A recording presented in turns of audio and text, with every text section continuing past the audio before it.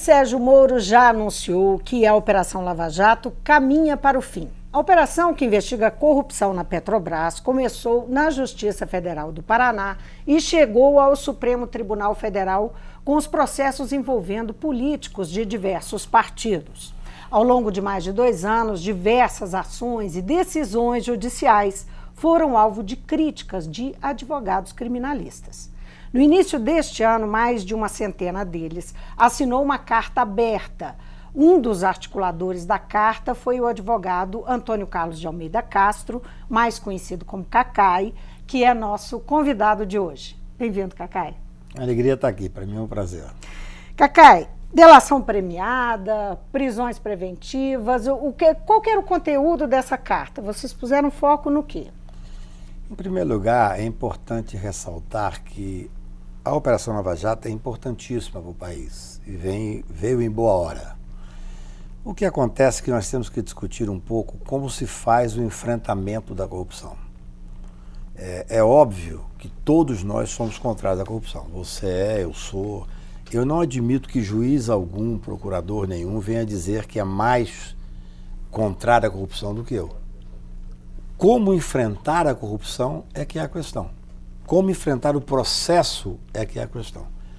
Que país sairá desse enfrentamento? Se nós fizermos esse enfrentamento, como eu defendo, com o respeito ao devido processo legal, as garantias individuais, a Constituição, a dignidade da pessoa humana, nós faremos o mesmo enfrentamento e sairemos um país melhor. Se nós fizermos com os abusos que estão acontecendo na Lava Jato, fatalmente nós sairemos um país menor. Essa que é a questão. Você acredita na ideia de que é possível passar a limpo? Você acha que uma sociedade pode passar por um processo desse? Ou por outra, isso é uma construção que passa por outros elementos? Quer dizer, há uma discussão sobre isso, não é? É extremamente... Quando se fala, inclusive, de Lava Jato, dessa postura... É grave isso, porque eu acho que a Operação Lava Jato, com todos os méritos que tem, a partir da espetacularização do enfrentamento desse processo, nós vivemos um momento em que as pessoas se tornaram heróis midiáticos. Isso é muito ruim. É triste o país que precisa de herói. Eu quero o enfrentamento da corrupção, eu quero tudo aquilo que as pessoas de bem querem nesse enfrentamento. A OAB está junto, a sociedade civil está junta, inclusive do Ministério Público e do Poder Judiciário. Mas essa forma de enfrentamento, meio messiânica, evidentemente não dá certo. Esse tipo de enfrentamento não é um enfrentamento que país civilizado pode ter. Então nós temos hoje... Que tipo de consequência? Para você ter uma ideia... Na prática? Nós temos delação premiada, que você falou. A delação premiada é um instituto importantíssimo no enfrentamento do crime organizado. Só que da forma que está sendo levada na Operação Lava Jato, é um desvirtuamento do Instituto. Que forma? Você tem um procurador que expressamente, por escrito, teve a ousadia, a coragem, a petulância de admitir que as prisões eram feitas para conseguir a delação. Isso é um escárnio. Isso é contra a dignidade da pessoa humana. Todo país que prevê a delação premiada prevê que, como base, tem que ter a espontaneidade, a voluntariedade. A pessoa que está presa, humilhada, tem essa voluntariedade? Então nós estamos vivendo um momento em que não se faz mais a investigação.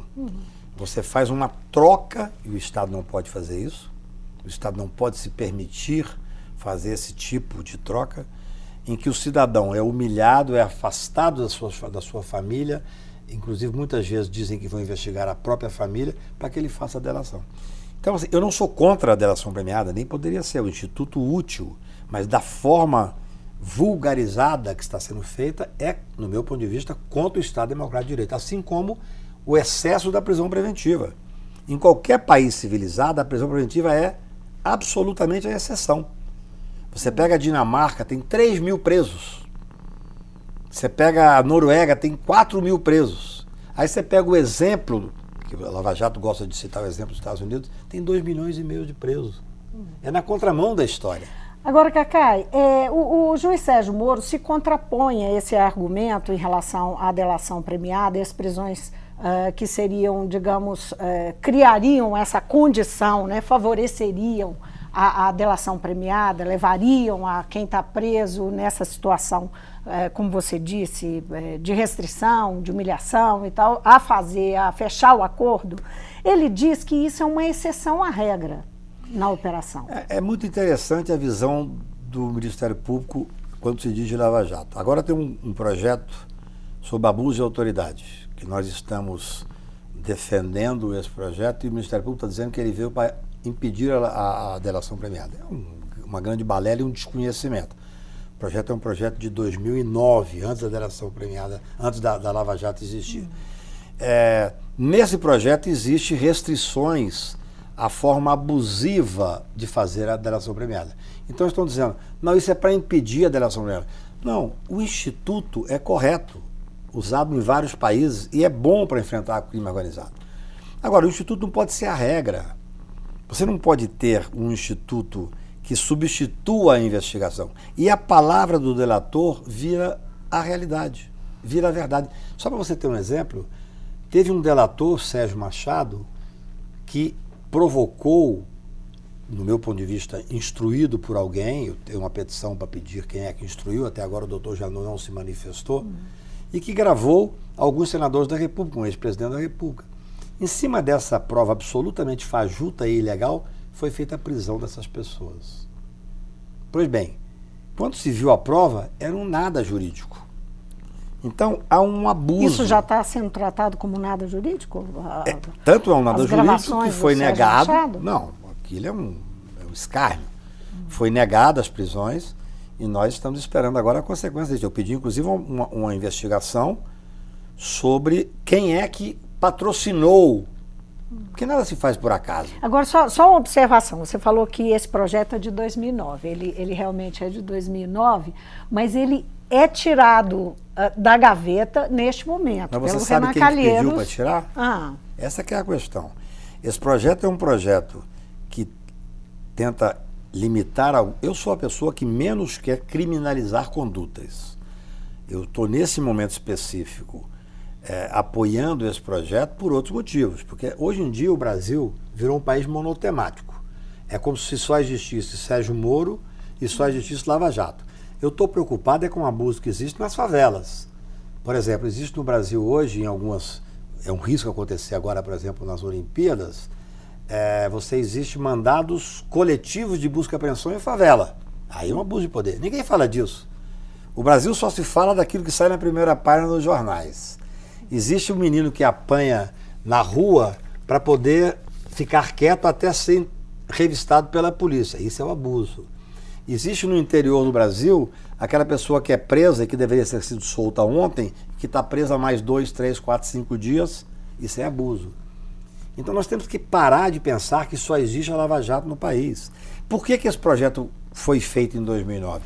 Depois do Pacto Republicano, inclusive com participação muito grande do presidente Supremo de então, que era o ministro Gilmar Mendes, e de várias pessoas do Poder Judiciário, foi feito esse projeto que não foi votado, como acontece no Brasil. Agora, pessoas do Judiciário, vendo os excessos de Curitiba, nós temos um processo penal de Curitiba, nós temos uma república de Curitiba.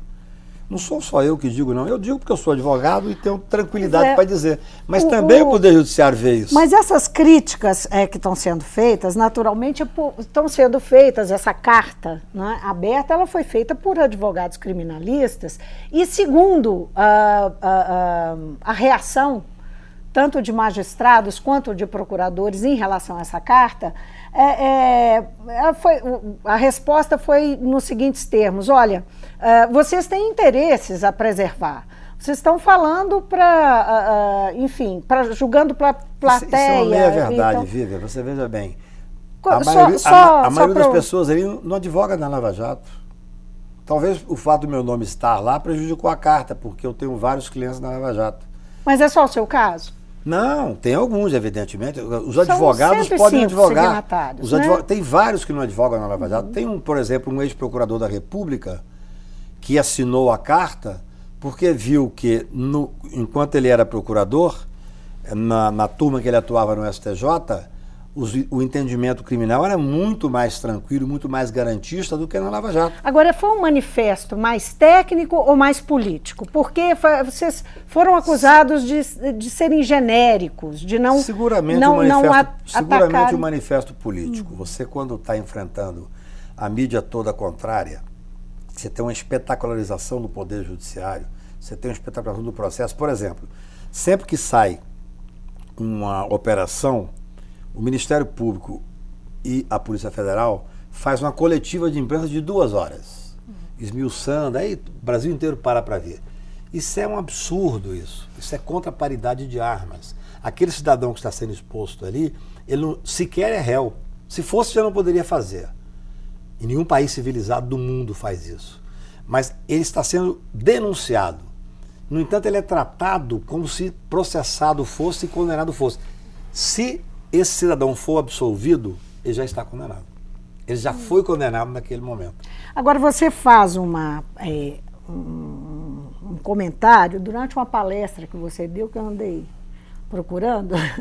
Você diz assim, que acha que os tribunais superiores não teriam coragem de fazer o enfrentamento técnico da delação premiada, mas caso fizessem essas delações, seriam nulas, seriam nulas porque não cumprem a legislação. Quando você diz que os tribunais, eu entendi o seu raciocínio aqui e fiquei pensando, por que os tribunais não fazem? Eles estão realmente acuados?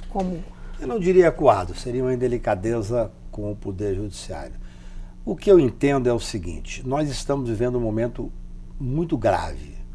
O Poder Legislativo está acuado e amordaçado porque as suas principais lideranças estão sendo investigadas. O Executivo vem deste desastre que foi os últimos tempos do governo da Dilma, que chegou a ser afastada e que hoje tem um presidente que não tem representatividade. Então, não existe vácuo de poder. O Poder Judiciário virou o grande poder, ele ocupou todos os poderes. Então, a partir desse momento, é muito difícil você querer que o Poder Judiciário tenha só uma visão técnica. O Poder Judiciário está, como no caso específico do afastamento da presunção de inocência, neste caso específico, eu não tenho nenhuma dúvida, ele está quase legislando. E isso tem uma gravidade enorme. É uma gravidade... A separação dos poderes, já proposta por Montesquieu e estudada por todos nós, hoje mais do que nunca eu entendo os motivos daquele pensamento. Porque hoje nós temos um momento em que o Poder Judiciário virou o grande poder. E, infelizmente... Sem voto, né? Sem voto. E temos, às vezes, um juiz de um Estado da Federação que, vejam bem, a distribuição de todo o processo tem que ser livre por determinação constitucional. No Paraná, esse juiz Sérgio Moro, que é sério, que é íntegro, não estou criticando ele, eu discordo do pensamento dele sobre a vida e sobre o direito. No resto, eu até respeito ele. Mas, nesse processo, ele só recebe hoje Lava Jato. E ele virou um herói, o juiz não pode virar herói. É muito triste o país que precisa desse tipo de herói. Você está dizendo que ele está trabalhando com um único assunto, você acha isso problemático? Não acho problemático, não. Acho inconstitucional, ilegal. Por que é inconstitucional? Porque o cidadão tem o direito à livre distribuição do processo, ao juiz natural. Você não pode ter um juiz que seja absolutamente definido para fazer um único processo. Isso não sou eu que diz, não, é a Constituição. Eu, bem ou mal, como advogado, eu sou obrigado a seguir a Constituição. Isso é um problema, porque a Constituição, ela comporta interpretação. Ainda bem. Isso tem a ver com, enfim, com o apelo que Lula fez em relação ao juiz Sérgio Moro? Não, é anterior isso. Na verdade, tem a ver o seguinte, a Lava Jato virou o grande momento do Poder Judiciário brasileiro. O Mensalão, quando o Supremo achou que o Mensalão ia tornar o Supremo o grande tribunal, ele não imaginava que ia surgir a Petrobras e que o Sérgio Moro ia... E que o Sérgio Moro está fazendo o papel dele, ele sustenta bem, ele argumenta bem. Agora, infelizmente, no meu ponto de vista, nós temos Mas hoje... como o Lula disse, ele é tendencioso? Absolutamente, ninguém tem dúvida disso. Acho que nem ele, mas é claro que ele não pode reconhecer. Ele não admite isso, mas nós temos que ver uma coisa assim, a prisão preventiva, que é exceção em qualquer país civilizado, virou a regra no país. Evidentemente, nós temos que pensar algumas questões. A prisão preventiva, ela, quando posta, tem os requisitos que estão lá no artigo 312 do Código de Processo Penal, que são muito rígidos. Agora nós tivemos a libertação desse senhor aí, o João Santana. Ele chegou e confessou, não fez nem delação ainda, ele confessou que o dinheiro que veio para ele era um dinheiro do exterior. E foi solto por isso. Quer dizer, pelo fato dele... acordo de repatriação... Não, pelo fato dele confessar, os requisitos deixaram de existir. Uma coisa que está começando a surgir para as pessoas pensarem. Esses que fazem as delações, fazem uma delação e então recolhem as casas deles, são normalmente mansões, devolvem 50 milhões, mas deve ter 250 lá fora, 300. Quer dizer, esse é um critério de justiça que nós queremos ou é um justiçamento? Quer dizer, eu acho que a delação premiada é um instituto que deve ser preservado, mas que infelizmente está sendo mal conduzido no país. Pois é, isso aí que você está falando de justiça e justiçamento me leva a uma outra questão que é uma cultura de linchamento que vem sendo discutida, né? Porque, e que tem um papel importante da mídia. Eu queria que você comentasse isso.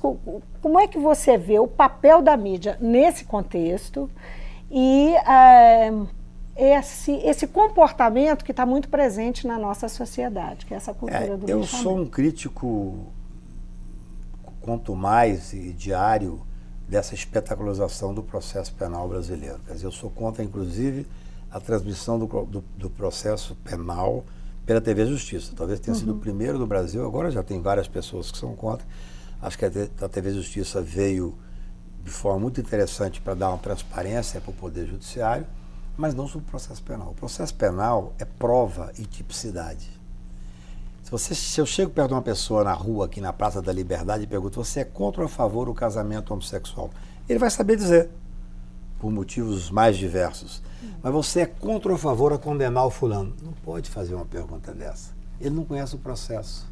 Então, essa massificação que existe, essa pré-condenação da mídia, isso é gravíssimo. É o que eu chamo de mídia opressiva. Você já entra no processo com a condenação por causa dessa capilaridade que existe hoje. Não é só a grande mídia, não, a televisão, o jornal. É a mídia 24 horas, é a mídia que nós temos que enfrentar nas internets da vida. Toda e qualquer, né? Então isso é um desastre. Tem algumas mais massivas, né? Não, isso é um desastre para o direito de defesa, que deveria ter a paridade de armas. Eu deveria ter o mesmo, por exemplo, esse promotor e esse procurador, que chama a imprensa para falar durante 2 horas, estou abrindo um processo contra fulano. Aí disseca a vida do fulano. Mostra o celular dele, ele falou com a mulher, com a mãe, com a amante, com o amigo e tal. Eu deveria ter o direito imediato de ter 2 horas para contestar aquilo. Eu não tenho 2 segundos. A imprensa, inteligentemente... Mas, nesse sentido, a nossa legislação, desde que acabou com a lei de imprensa, ficou aí frágil, não? Era impossível dar, porque, na verdade, isso não rende, isso não dá dinheiro, isso não vende. Nós tivemos o caso da escola de base, que mudou a imprensa brasileira e que fez com que, pelo menos, o outro lado fosse ouvido. A escola de base é um caso rumoroso que acabou com a família por causa de uma ilegalidade da polícia de São Paulo. Então, criaram um outro lado. Como é que é o outro lado? O outro lado é assim, fazem uma matéria de 2 páginas na Folha de São Paulo, no Estadão ou qualquer jornal, contra um cliente meu, e me ligam às 6 da tarde para fechar às 7 para dizer assim, o que você tem a dizer? Tudo bem, eu faço o meu papel, faço 4 linhas ali. Então, essa disparidade... Se você fizer mais, não vai sair, né? Não, posso fazer 1 hora que não sai, entendeu? Tá certo. Agora, você falou no início sobre os casos penais em geral, o cidadão comum e tal. Eu fiquei pensando aqui, nós estamos falando de mídia, como é que a mídia contribui, não é, para esse cenário adverso para o cidadão comum nas questões, nos casos penais? Como é que você percebe isso como advogado criminalista? Eu acho de forma muito negativa. Eu acho que ao você eleger esses grandes casos, eu me lembro que na época do Mensalão, eu advoguei para o Duda Mendonça, felizmente ele foi absolvido, foi vitorioso naquele caso, mas eu me lembro que eu dizia que o grande problema que nós tivemos ali foi que a Globo tinha perdido as Olimpíadas para a Record, então tinha que competir com as Olimpíadas, aí fez o Mensalão, aí deu um boom, entendeu? É uma coisa grave. Porque quando você pega um caso como esse e só enfrenta o lado negativo, você cria no cidadão que está no interior do país, vendo aquilo, uma sensação de que o país está mudando. Quando aconteceu o Mensalão, o país está mudando no Poder Judiciário. Isso é uma balela. Não muda nada. Vá lá no interior de Patos de Minas e vê para aquele cidadão que está lá procurando o judiciário se mudou alguma coisa. No interior da Bahia, nas comarcas que não têm juízes. Deixa eu ver se eu entendi. Você está dizendo que essa Operação Lava Jato, que todo esse arsenal, não sei se arsenal é a melhor palavra, mas enfim, todos esses acontecimentos não deixam um legado que podem mudar as instituições brasileiras? Deixam, e arsenal é uma boa palavra, que é arsenal bélico.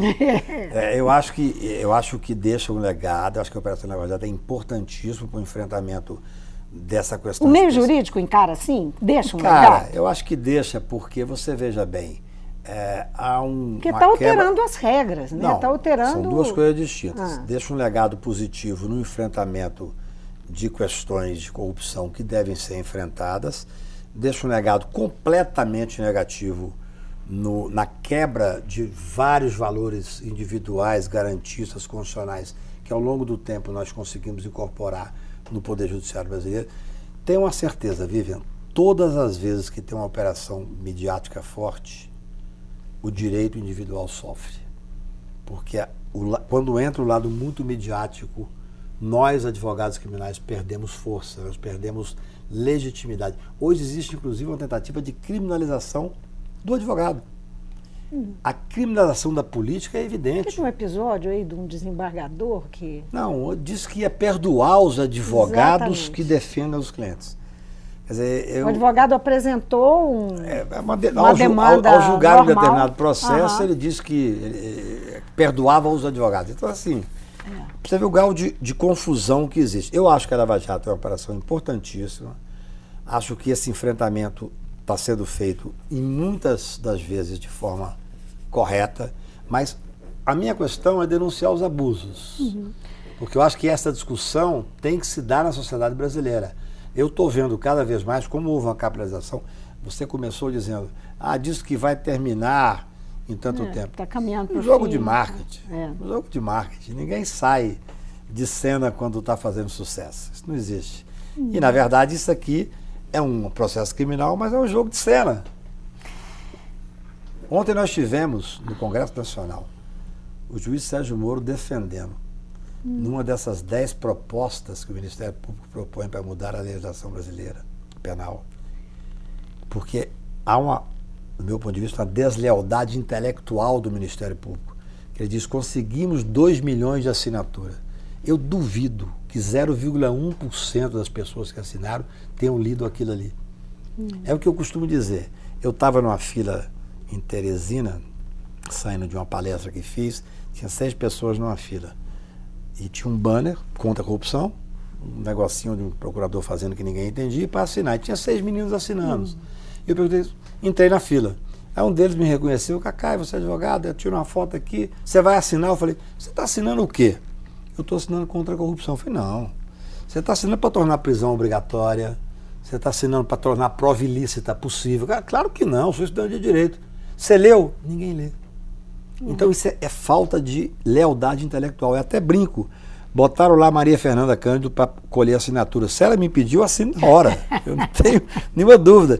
Então isso é muito grave. Assim, acho que há uma falta de coerência no enfrentamento dessas questões. O Sérgio Moro foi ontem ao Congresso, como eu estava dizendo, defender que a prova ilícita pode ser aceita em casos de boa-fé. Isso é um retrocesso, é mandar para o século retrasado. Quando a pessoa acha que está poderoso demais, começa a propor um absurdo. Admitir prova ilícita num processo, esqueça a Lava Jato. Por favor, 5 minutos, esqueça Sérgio Moro. Imagina uma cidade, a favela da Maré. Imagina uma favela pequena da Bahia. Se você começa a admitir a prova ilícita, você tem hoje juízes que dão ordem de mandado coletivo de busca e apreensão em favela. Não fariam isso na Vieira Solto, não fariam isso nos Jardins. A partir do momento que você aprova a prova ilícita, você vai legalizar isso. Eu escutei uma vez aqui, né, das muitas que conversei sobre esse assunto, de uma advogada, ela dizendo que se estão fazendo isso, tomando essas decisões com essas pessoas, e muitas vezes em tribunais até superiores, imagina o que estão fazendo, o reforço que estão dando para o comportamento dos juízes de primeira instância. Isso é gravíssimo, porque a justiça ela é capilarizada. Porque essas coisas já acontecem na primeira instância. Eu fiz uma observação, foi o argumento dela. Eu fiz uma observação, eu fiz uma entrevista para um jornal inglês recentemente, que em parte foi mal interpretado, que eu diria o seguinte: está havendo a criminalização da riqueza. Não é bem isso, é o seguinte: antigamente você prendia as pessoas porque eram pobres e não tinha condição de mostrar sequer, às vezes, o domicílio. A partir de um dado momento, começaram a prender as pessoas porque são ricas e porque têm condições em tese de fugir. Nenhum nem outro serve. Nós não podemos pegar agora uma classe mais favorecida e impingir a ela flagelos que não se impingiria dentro de um processo normal, legal e constitucional. Cacai, só para a gente terminar, porque o nosso tempo está estouradíssimo, como é que as turbulências políticas do país favorecem a disseminação de uma cultura disso aqui que nós estamos falando, não é? Eu vejo assim... Como é que você relaciona o que está acontecendo?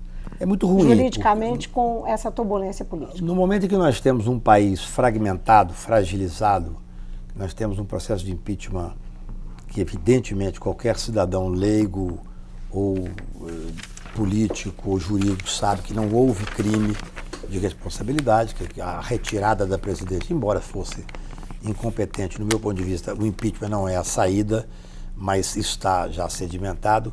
Você cria uma cultura, no meu ponto de vista, negativa também para os demais processos.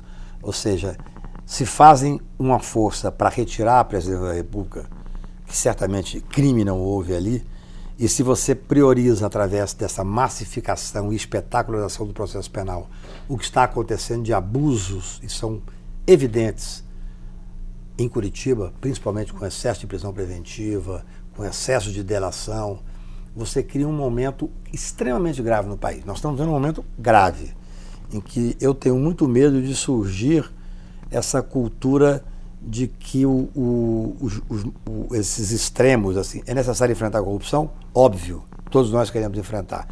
É necessário enfrentar a incompetência da Dilma? Claro, todos nós queremos enfrentar.